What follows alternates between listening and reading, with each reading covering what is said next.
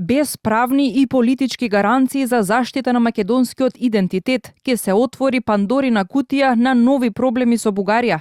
Председателката Гордана Силјановска-Давкова порача дека македонските национални интереси мора да се заштитат, исто како што Бугарија го направи тоа со својата обврзувачка декларација. Нам ни требаат гаранции.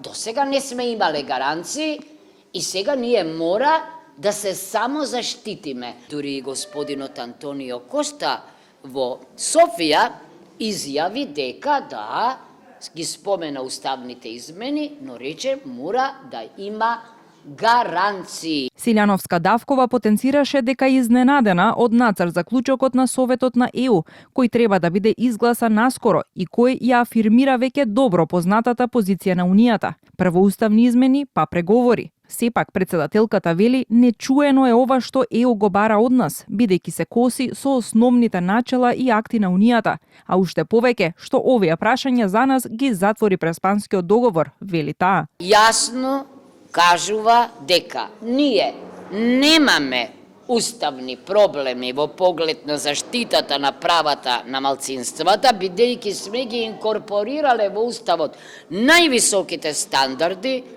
како преку интегрирање на рамковниот договор во уставот, со сите соседи ќе разговараме за нашата историја, култура и јазик. Сите имаат право на своја историја, само ние имаме заедничка историја.